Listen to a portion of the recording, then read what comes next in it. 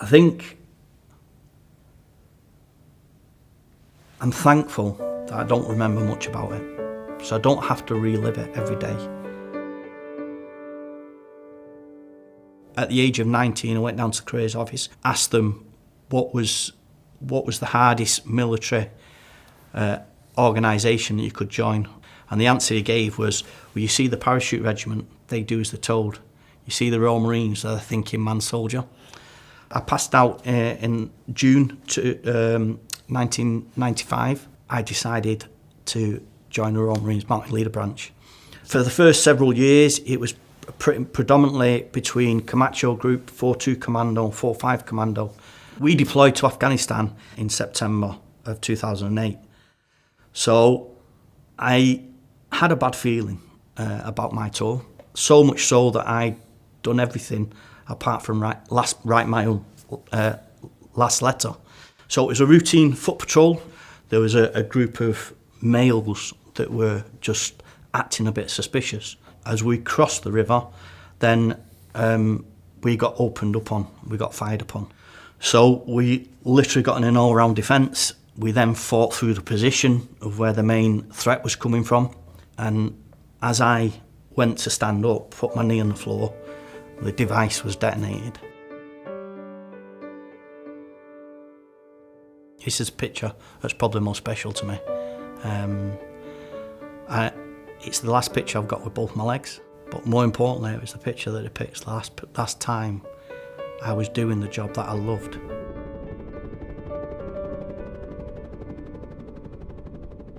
From all accounts, what happened is that they stemmed the bleeding, which was obviously a traumatic amputation to my right leg. My left leg was hanging on by the skin. My right arm was hanging on by skin at the elbow, and my left arm was crushed where I landed.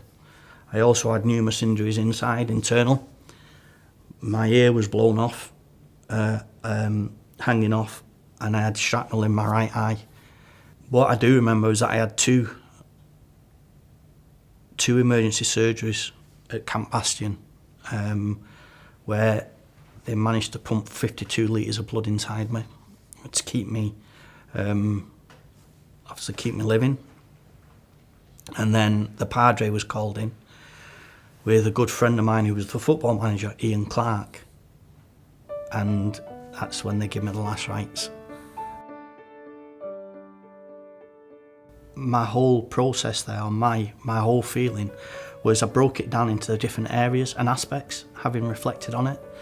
You obviously had the initial physical injuries that were obviously tantamount, life-threatening, life-changing, everything else. But it had a bigger impact on me with my mental state. I really went into a deep depression, and I didn't want to be here any longer. And I thought to myself, and my mind state at the time told me that I wasn't the same person that I was before, and that there was no use for me anymore. I remember these diaries that get written if you go through an incident like that, and it's from people that I've never met before. From the medical staff to the pilots, to different people that don't really know you, but they write a lovely message. And I think when I do get down, I think about their messages. But they've been there, and they'll always remain there. And what people must have thought of me and what they did.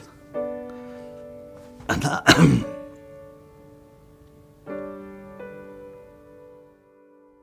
So one of the main areas where the charities helped me is being able to be independent in my own home again.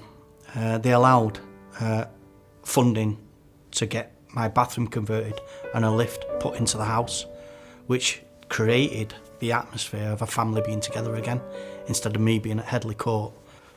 Sport's been a huge aspect of my whole life, and what the charity have allowed me to do is they've helped not only by pushing me into that direction of being a contender again, but also helping with the funding of different events, like the Wounded Warrior Games over in San Diego, like the Veterans Games over in Israel, They've allowed me to go on trips to Norway to be able to ski again.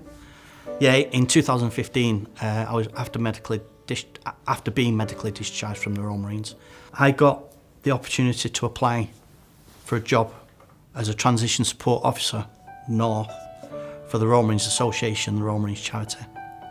I managed to get the job, which has totally changed my life again. What we always have been bred since my time in the Royal Marines is that once you're a Royal Marine, you're always a Royal Marine, and that we always support our own. And to be able to give a little bit back by doing the job that I do is helping not just the Royal Marines that are out there that may be in that little disengaged, disadvantaged part of their own journey, but also gives me time to be able to reflect on where I've come as well, because everybody's story is different, everybody's story is unique. It's a privilege to be able to help others in need and their families. It gives me a belief in myself again.